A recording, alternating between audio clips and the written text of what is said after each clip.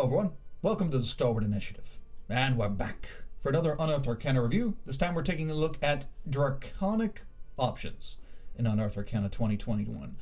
We got a lot to cover, so as with some new race options and some new feats and some new spells, all dragon themes, so just kind of going along with more nudging towards there being a Dragonlance, some Dragonlance material either coming later this year or early next year. There is a little blurb here about the Draconic race stuff. You can take a look at that. I'll put a link to the UA in the description, as well as all this, the creating your character things that they have been recently putting in Unearthed Arcana, basically stating that you get to allocate your own ability scores 2 and 1, and along with your languages, creature type, all that stuff, also in the UA if you want to take a look. So let's take a look at one of our 3 new Dragonborn options. Let's start with Chromatic Dragonborn. Dragonborn with Chromatic ancestry claim the raw elemental power of the Chromatic dragons. The vibrant colors of the Chromatics, black, blue, green, red, and white, gleam in their scaled skin and in the deadly energy of their breath weapons. Theirs is the raw elemental fury of the volcano, of biting arctic winds, of raging lightning storms. Theirs also is the subtle whisper of swamp and forest, corrosive and toxic. Very cool. I like that description. And with the Chromatic Dragonborn, the traits are you use the 2 and 1. You pick 2 for one ability score and 1 for another, as we're doing with all of them now. Your humanoid size is medium. This is going to be the same for all the for all the Dragonborn here. And your walking speed is 30 feet. Your first feature is Chromatic Ancestry. You trace your ancestry to a Chromatic dragon, granting you a special magical affinity. Choose one type of dragon from the Chromatic Ancestry table. This determines the damage type for your other traits as shown in the table. And this is going to be a lot like the vanilla Dragonborn that we got in the player's handbook. You pick a type of Chromatic dragon and the color aligns with an element. You get your second feature, or part of this feature, is a breath weapon. When you take the attack action, you can replace one of your attacks with an exhalation of a magical energy in a 30-foot line that is 5 foot wide. Each creature in the area must make a dexterity saving throw against a DC equal to 8 plus your con mod plus your proficiency bonus. A creature takes 2d8 damage of the type associated with the Chromatic ancestry on a failed save and half as much damage on a successful save. This damage increases by 1d8 at 5th level, 11th level, and 17th level, so we're scaling. You can use this trait a number of times equal to your proficiency bonus and regain all expended uses when you finish a long rest. I like the direction of the take on this breath weapon. So this allows you to replace one of your attacks, and as opposed to doing just a straight up whole action like we have in the player's handbook, this allows you to take one of your attacks. So whether you're a class with 1 attack per round or multi-attack, you can use one or all of those attacks to use your breath weapon. And you have a pool of this equal to your proficiency bonus, so it does scale as you progress. So 2 to 6 times per long rest, depending on what level you are. So you could use, if you have multi-attack, you're a 5th level fighter or whatever, and you're a Dragonborn, you can use both of those attacks as breath weapon attacks, but then you use 2 uses towards your proficiency bonus for the for that per long rest. I like this. I like the way it lets you choose when to use them. It gives you more uses than just 1 per short rest or 1 per long rest. In later levels, you could get 3, or if you're a fighter, possibly 4 uses of this per long or in one round out of your pool of per long rest. Very cool. Very cool. And the scaling is nice as well. Next up, we have Draconic Resistance. You have resistance to the damage type associated with your Chromatic ancestry. Again, this is very on theme here with the Chromatic Dragonborn. I like it. It's very nice, especially if you're picking something that is commonly used, like fire damage. Very nice. And your last feature is Chromatic Warding. Starting at 3rd level, as an action, you can channel your Draconic energies to protect yourself. For 10 minutes, you become immune to the damage type associated with your Chromatic ancestry. Once you use this trait, you can't do so again until you finish a long rest. This is very powerful. This is very powerful, especially if you pick something like fire or or poison, and you're going into battle, this last 10 minutes is actually pretty strong. You become immune to whatever that element is, depending on what kind of Dragonborn you are. So, yeah, you wouldn't see I would imagine you wouldn't see a whole lot of people picking the white Dragonborn, because cold damage is not as prevalent as things like acid, poison, or fire, unless you're in a particular type of campaign with that. But yeah, that's very, very powerful. You can essentially become immune for a whole fighting against something that deals nothing but or mostly fire, acid, poison, damage like that. Very cool, very powerful defensive wise. So very sturdy Dragonborn with the chromatic. Let's take a look at the metallic Dragonborn. Dragonborn with metallic ancestry lay claim to the unflinching tenacity of the metallic dragons, brawn, brass, copper, gold, and silver, whose hues glint in their scales. Theirs is the fire of hearth and forge, the cold of high mountain air, the spark of inspiration, and the scouring touch of acid that cleanses and purifies. Man, they're really going all in with the wording here. I like it. Same basic stats as the chromatic Dragonborn, and theirs is metallic ancestry. I'm not going to read it. Basically the same thing. Your metallic type associates with your element, and your breath weapon is not a 30-foot line, but a 15-foot cone. Makes sense. When you take the attack action, you can replace one of your attacks with an exhalation of the magical energy in a 15-foot cone. Each creature in the area must make a dexterity saving throw against a DC 8 plus your con mod plus your proficiency bonus. Creature takes 2d8 damage of the type associated with your metallic ancestry. All the same stuff as a chromatic in that aspect. And you also get the draconic resistance of the same type as we went over before. Now, your metallic breath weapon is a little different. At 3rd level, you gain a second breath weapon when, as opposed to your, what was their feature called? They get chromatic warding. At 3rd level, you get a second breath weapon, a little different here. You gain a second breath weapon when you take the attack action. You can replace one of your attacks with an exhalation of magical gas in a 15-foot cone. The save DC for this is 8 plus your con plus your proficiency. And when you use this ability, choose one. A creature in the area must succeed on a strength saving throw or be pushed 20 feet away from you and be knocked prone. Wow. Or each creature in the area must succeed on a constitution saving throw or become incapacitated until the start of your next turn. Once you use that metallic breath weapon, can't do so again until you finish the long rest. These are powerful options. Push 20 feet away from you, which can, if you do like I do and account for push damage, is the same as fall damage. So if you get thrown 20 feet away from you into something that could be 2d6 in fall damage, at least that's how I roll it, and be knocked prone. So that's battlefield control, moving them around the battlefield, and also knocking them prone. You can push them into a melee warrior if you are not a melee class or if you don't want them near you to begin with. Or you can choose to have them possibly incapacitated instead, which is also fantastic. Very powerful. So we're looking at the chromatic dragons as the more sturdy and hardy race, and the metallic ones more on the offensive and battlefield control mechanically. So very cool. Man, that's a really powerful, and it's not too powerful because you only get it once per long rest. I like it. So the third option, and the first we're really getting to push into the gem dragons with the gem Dragonborn. Dragonborn with gem ancestry partake of the heritage of all gem dragons, who claim to be heirs of the ruby dragon Sardur, if you know how to pronounce that. Let me know. Sardur, the first Dragonborn of all creation, made by Bahamut and Tiamat in the first days of the first world. The colors and mysterious powers of the gem dragons, amethyst, crystal, emerald, sapphire, and topaz, gleam in their scaled skin and course through their veins.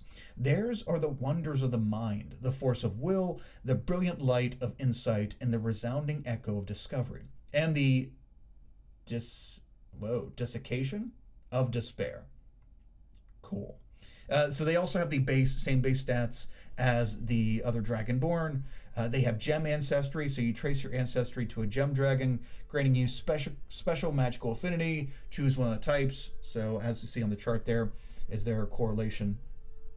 Their breath weapon, when you take the attack action, you can replace one of your attacks with a 15-foot cone. Exhalation of magical energy. Each creature in the cone does the same save, 8 plus your con plus your proficiency. It takes 2d8 of the same damage association we've been going through, and number of times equal to your proficiency bonus. They have a 15-foot cone like the metallic dragons. The chromatic have a straight line, 30-foot line, as opposed to 15-foot cone. Different ones benefit in different situations. So their next feature is Psychic Mind. You can telepathically speak to any creature you can see within 30 feet of you. You don't need to share a language with the creature, but the creature must be able to understand at least one language. Your communication doesn't give the creature the ability to respond to you telepathically. So this is the half telepathic link type thing, where you can speak to them, they'll understand you, but they can't speak back. So though I like that, it's not. I don't know. Without them being able to speak back to you, it just doesn't seem as useful, as powerful as I would like. Though I would like that link to be, even if you had to reset the link every time, it would still be cool for them to be able to respond. But I understand. Their other feature is Gem Flight. Starting at 3rd level, you can use your bonus action to temporarily summon an array of spectral gems that match your gem ancestry in the shape of wings that last for a minute. For the duration, you gain a flying speed equal to your walking speed and can hover. Once you use this trait, you can't do so again until you finish a long rest. So 3rd level fly speed for a minute. Out of combat, not that useful, but in combat, very useful, and you get it at 3rd level. That's pretty cool. Yeah, Gem Dragonborn, out of combat or just thematically, I think it's cool. But man, it's hard to beat the sturdiness and offensive power and battlefield control of the other two Dragonborn. The Kobold. I was really had high hopes for the Kobold, but here we are. Some of the smallest draconic creatures to walk the plains. Kobolds display their draconic ancestry in the glint of their scales and in their roars. Legends tell of the first kobolds emerging from the Underdark near the lairs of the earliest dragons. In some lands, kobolds serve chromatic or metallic dragons, even worshipping them as divine beings. In other planes, kobolds know too well how dangerous those dragons can be and help others defend against draconic destruction. Whatever their relationship to dragons, kobold scales tend to be rust-colored, although the occasional kobold sports scale color more akin to that of a chromatic or metallic dragon. The roar of a kobold can express a range of emotion: anger, resolve, elation, fear, and more. Regardless of the emotion the kobold expresses, the roar resonates with draconic power. Yeah, the roar thing, maybe that is an old school thing that I'm not well aware of, but I've just never seen a kobold roar inspire fear in others. But let's keep going. So they're small, they're humanoid, they have 30 feet walking speed, and they're small, so they're not medium sized like the Dragonborn, but they do retain the 30-foot movement speed, so thankfully they're not hindered like a lot of other small races. They do have dark vision, 60 feet of dark vision, and their first feature is Draconic Legacy. The kobold connection to dragons can manifest in unpredictable ways in an individual kobold. Choose one of the following legacy options when you select this race. You have advantage on saving throws to avoid or end the frightened condition on yourself, so no longer the cowering, frightened, meek kobolds. Or you can know one cantrip of your choice from the sorcerer's spell list, and you get to pick your spellcasting ability associated with that cantrip. So that's good that they let you choose. It's not tied to charisma or tied to any other ability score you get to choose. Very cool, especially if you're going for another caster type other than sorcerer. Very nice. So you get a cantrip, or you get advantage on saving throws for frightened, or you can make an unarmed strike with your tail. When you hit with it, the strike is 1d6 plus your strength modifier, bludgeoning damage, instead of bludgeoning damage normal for an unarmed strike. Strength mod, eh? I don't really care too much for that. It doesn't do it for me, especially for a natural weapon like that. Yeah, I would never pick that. but whatever. Next up we have the Draconic Roar. As a bonus action, you let out a Draconic Roar at your enemies within 10 feet of you. That's a tiny roar. Until the end of your next turn, you and your allies have advantage on attack rolls against any of those enemies who could hear the roar from 10 feet away. Tiny roar. You can use this trait a number of times equal to your proficiency bonus and regain all expended uses when you finish a long rest. This just really doesn't make up for... This to me sounds like it's trying to compensate for the fact that you no longer have pack tactics. Just doesn't do it. For me, anyway. Doesn't do it. 10-foot radius as... I don't know. I'm just not on board with it. I can't see it. This just seems like a very underpowered kobold to me.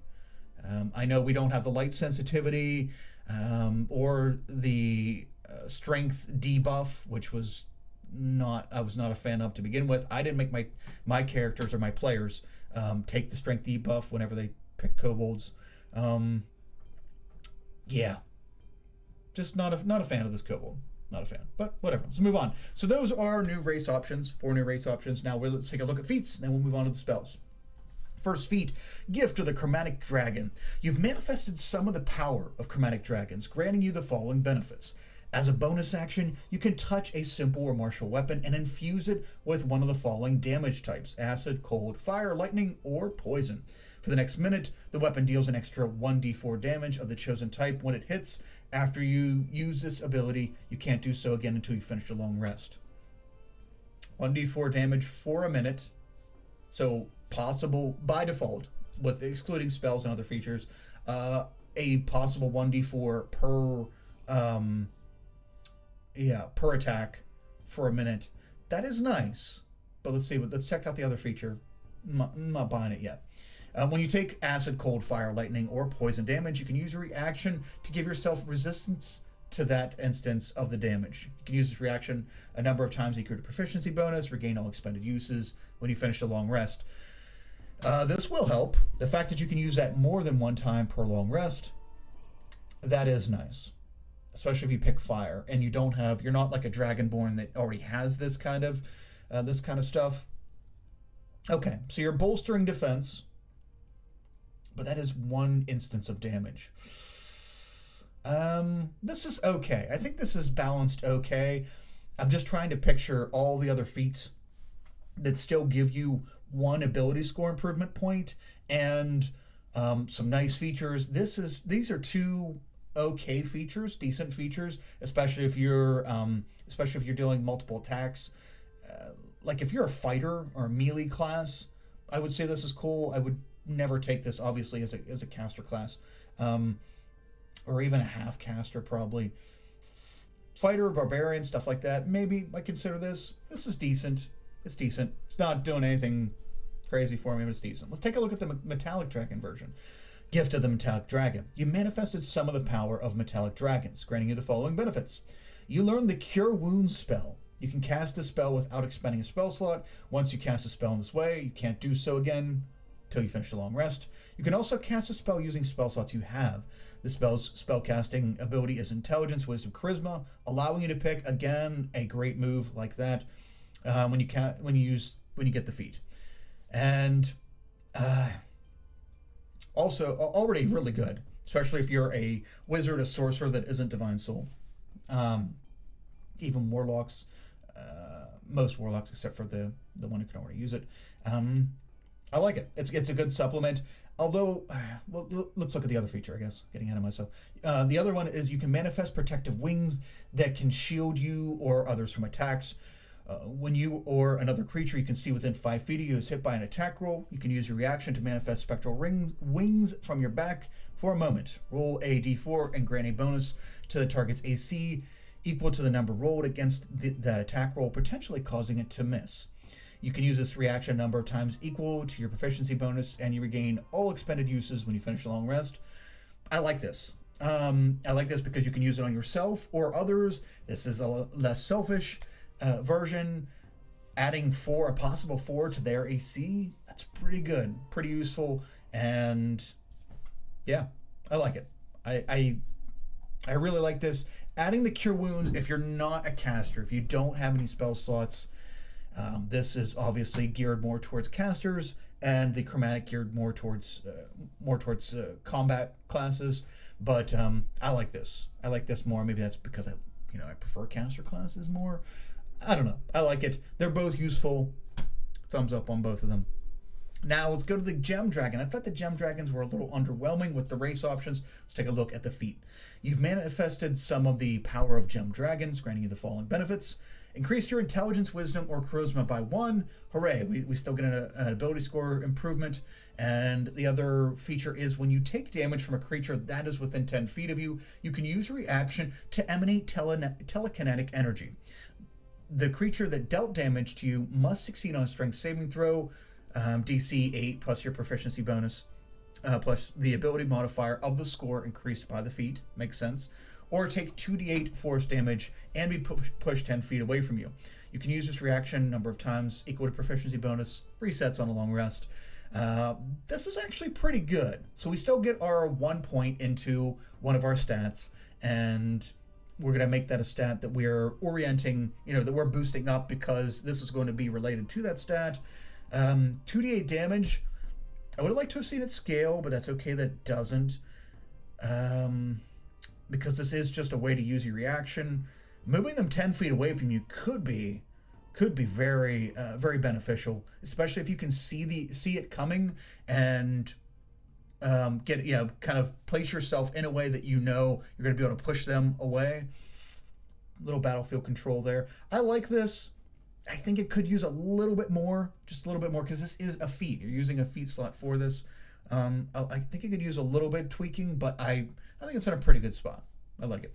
So those are our dragon-themed feats. Now let's move on to the spells. First up, we have Draconic Transformation. And what was the 6th level? Was it Spirit Shroud? No, I think there was a 6th level version of this, upper and lower plane version. Maybe it was Spirit Shroud. I don't know. In Tasha's there was a spell that gave you an upper lower plane transformation. This is like a dragon themed version of that. So it's a bonus action, cast on yourself. 500 gold pieces worth of statuette of a dragon, and concentration up to a minute. So with a roar, you draw on the magic of dragons to transform yourself, taking on various draconic features. You gain the following benefits until the spell ends. You have blind sight within a range of 30 feet. Ooh, nice, blind sight. Within that range, you can effectively see anything that isn't behind total cover, even if you're blinded or in darkness. Moreover, you can see an invisible creature unless the creature successfully hides from you. So you basically see everything that is not hidden, is not behind something. Very cool. You get incorporeal wings. They sprout from your back, giving you a flying speed of 40 feet. And when you cast a spell, and as a bonus action on subsequent turns for the duration, you can exhale a breath of shimmering energy in a 30-foot cone. Each creature in the area must make a dex save, taking 3d8 force damage on a failed save, or half as much damage on a successful one. This is a 7th level spell. The bonus action breath weapon is nice. The damage is okay. It doesn't have any. I was hoping for maybe a status effect associated with it. Fly speed is nice. Blind sight is great. But man, a 7th level slot for this. Whew. And it's concentration. So you're not guaranteed to get it on subsequent turns. If you ride this out the whole duration, getting to use this every turn, it's definitely worth it. But it's tough. It's tough. Yeah, it's okay. As long as you get a few turns use out of it, it's good. But a 7th level, if you get this, if you get knocked out of concentration after one use of this, that's tough. It's tough. The next up we get Fizban's Platinum Shield, 6th level spell, 1 action, 60-foot range, 500 gold pieces, platinum plated dragon, blah blah blah. You create a field of shimmering light that surrounds a creature your choice within range. You can choose yourself. Gladly noted there. The field sheds dim light out to 5 feet, and as a bonus action on subsequent turns, you can move the field to another creature within 60 feet of you, or 60 feet of the field. The creature protected by the field gains the following benefits. So they get half cover.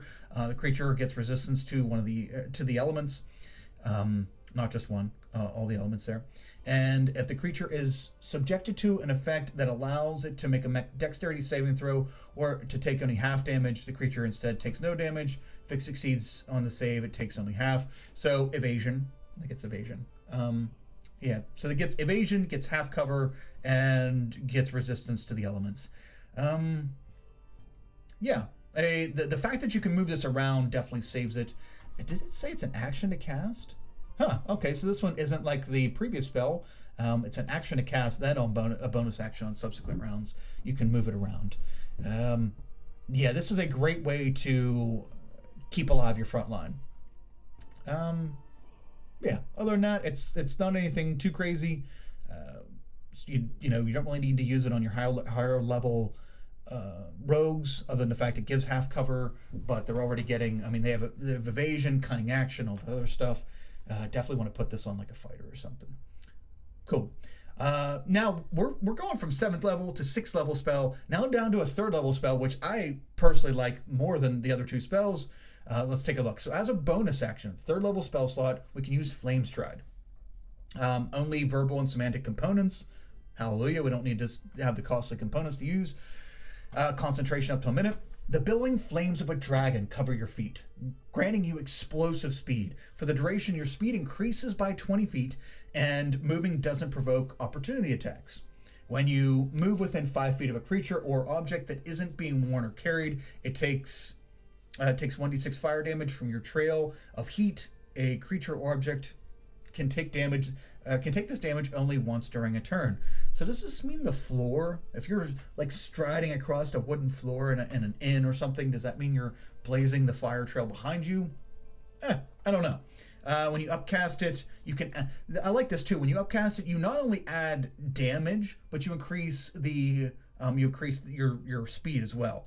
Man, I really like this. And check this out. My favorite part is, let's scroll up. And guess what? Ranger gets this as well. I like that. Love for the Ranger. They need it. And Artificer as well. So yeah, actually I forgot that this is the only Artificer spell added here. So cool. There you go, Tristan. Flame Stride. I'm sure you're looking forward to it. So yeah, this I really like this spell. Huge amount of movement speed, especially if you're dashing.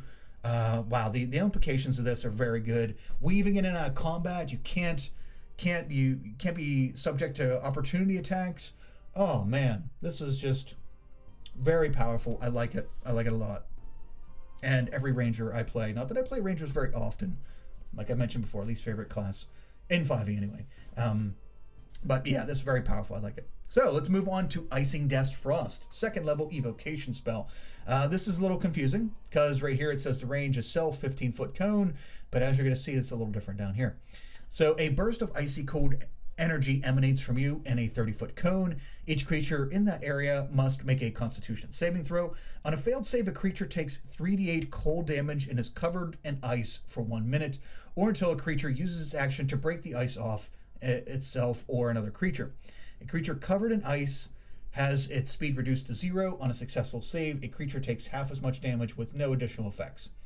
And when you upcast it, the cold damage increases by 1d8 per slot level. See, I don't know. I just think I think this, maybe I just got spoiled with the Flame Stride, getting additional 5 feet and more damage.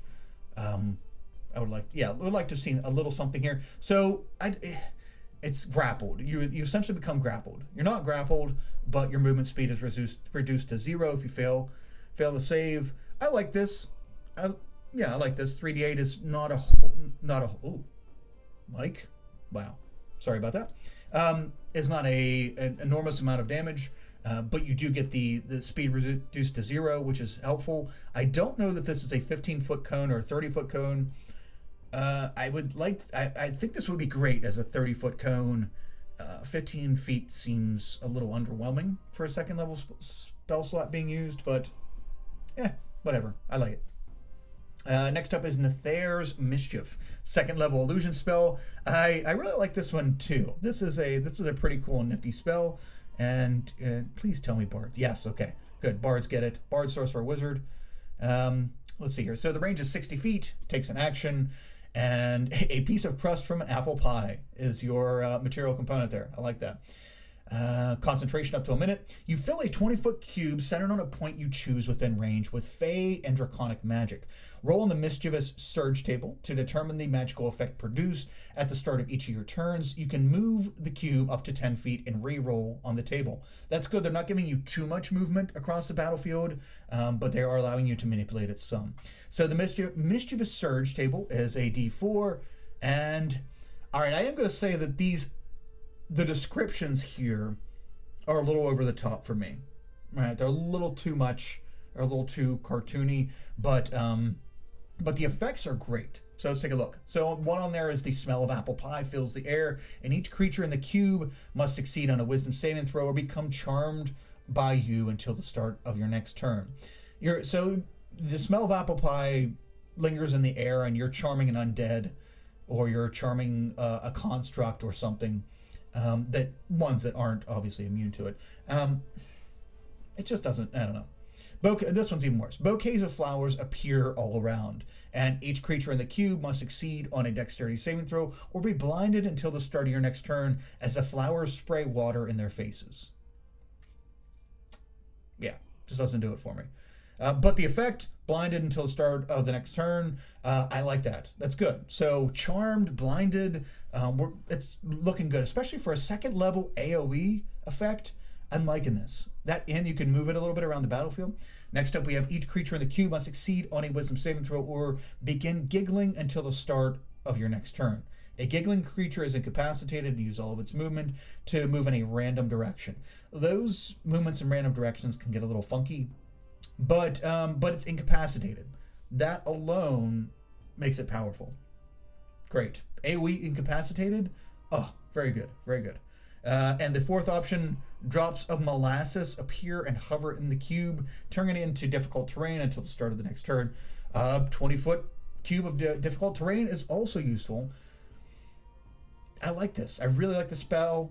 I would definitely theme it a lot different when I'm casting it. But as we know, you can theme it however you want, as long as the mechanical effects are the same. So Rowlotham's, yeah, I'm sure I pronounced that right. Psychic Lance, 4th level enchantment spell, 120-foot range, 1 action, instantaneous. You unleash a shimmering lance of psychic power from your forehead at a creature that you can see within range. Alternatively, you can utter the creature's name. If the name target is within range, it gains no benefit from cover or invisibility as the lance hones in on it. If the name target isn't within range, the lance dissipates and the spell slot is not expended. Interesting. The target must succeed on intelligence saving throw or take 10d6 psychic damage and be incapacitated until the start of your next turn. When you upcast at 5th level or higher, damage is increased by 1d6 per level. This is abusable. If I kind of agree with it, I kind of don't. So if the named target is within range, it gains no benefit from cover or invisibility as the lance hones in on it. If the named target isn't within range, the lance dissipates and the lance slot and the spell slot is not expended. You could just theoretically spam this anytime, all the time, to see if a named target, if you know the name of somebody, is within 120 feet of you. I try to cast it. Doesn't work? No, they're not within 120 feet of us. Now you're getting locate person, type results here. It's just too spammable. And guess what? Oh, if they are within 120 feet of me, hey, there we go. Spell's going. Make your save. The damage is good. Psychic damage, cool. I like it. I like the spell, and I do like it that you don't waste the spell slot trying to find the person if you don't see them. But it just seems so spammable and so abusable. Let me know what you think. What do you think? You think it's fair? I don't know. Let me know. Summon Draconic Spirit. Here's another one. Love this. Love it because summon Draconic Spirit. Druid gets it. So the Druid gets an actual useful, I shouldn't say useful. So we got our in Tasha's, we got the whole slew of summon spells. They were all pretty cool. I like it, and I've seen it in action. My players are using them. They're cool. They don't clog up the battlefield with a bunch of tiny little creatures. It is one useful creature, in most cases, one useful creature doing things around the battlefield. They all have their own special little niche and special little ability in what they do. Let's take a look at their Draconic Spirit version of that. One action, range of 60 feet. Must have the 500 gold piece, object from Dragon's Hoard, concentration up to an hour. You call forth a Draconic Spirit and manifest in an unoccupied space that you can see within range. This corporeal form uses the Draconic Spirit stat block. When you cast a spell, choose a family of dragon, chromatic, gem, or metallic. The creature resembles a dragon of the chosen family, which determines certain traits in its stat block. The creature disappears when it drops to 0 hit points or when the spell ends. The creature is an ally to you and your companions. In combat, the creature shares your initiative count but takes its turn immediately after yours. It obeys your verbal commands. No action required by you. If you don't issue any, it takes a dodge action. This is the same as all the spell options we got in Tasha's in all the basic aspects here. Armor class 14 plus the level of the spell, so that is at base that is 19 armor class. Woo! Hit points 50 plus 10 for each above there. 80 fly speed, 30 feet walk, 30 feet swim. So we're highly mobile. We're pretty tough, and the stats look great, especially the con of 3 there. And okay. So as I mentioned, all the other summon spells had their own thing. They each had different varieties per whatever the spirit is. This one, that gives you damage resistance. So the chromatic and metallic get the elements, and the gem gets the nifty cool different type. So force, necrotic, psychic, radiant, and thunder. This gives them force damage resistance, which is really cool, and necrotic, which is really cool. Thunder, you don't usually get thunder resistance. Very cool. Psychic. Wow, this is, I like the gem part. And that's not all, but that's not all. They're also immune to charm, frighten, and poison. That's the same with some of them. They have blind sight to 30 feet, dark vision 60 feet, and they understand languages as well as Draconic. They also scale with proficiency bonus. And shared resistances. Here's the overall benefit that you're going to get. When you summon the dragon and you choose one of its damages resistances, you have resistance to the chosen type of damage until the spell ends. So your dragon spirit is going to share its resistance, or one of its resistances, with you. You get to choose. That's really cool. Really cool. Making, not only are you putting the creature out there, but it's sharing its resistances with you. And by the way, I forgot to note that it is large, right? Large. Cool. So you're getting a large dragon out there, not medium or small. Very cool. So imposing, powerful, sharing its resistances with you, making you hardier. And you can tailor this towards what you're fighting. Oh, very good. Loving it so far. So it gets multi-attack, as with all the other summons. It's based on its level, how many attacks it gets. So it gets bite and claw attacks equal to half its level. Starts as at base, it's 5th level, so it's rounded down. So you get 2 attacks. You get it has a reach of 10 feet. Very nice, very nice. The damage is mediocre. 1d6 plus 4, plus the spell's level and piercing damage. So I say mediocre in comparison to some of the other options for the summons. So 1d6 as a base, that's okay. You get reach, you get it's very sturdy.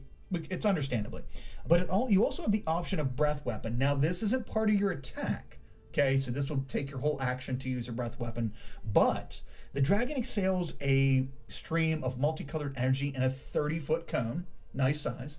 Each creature in the area must make a dex save, taking 2d6 damage of your choice of a damage type that this creature has resistance to on a failed save, or half as much on a successful one.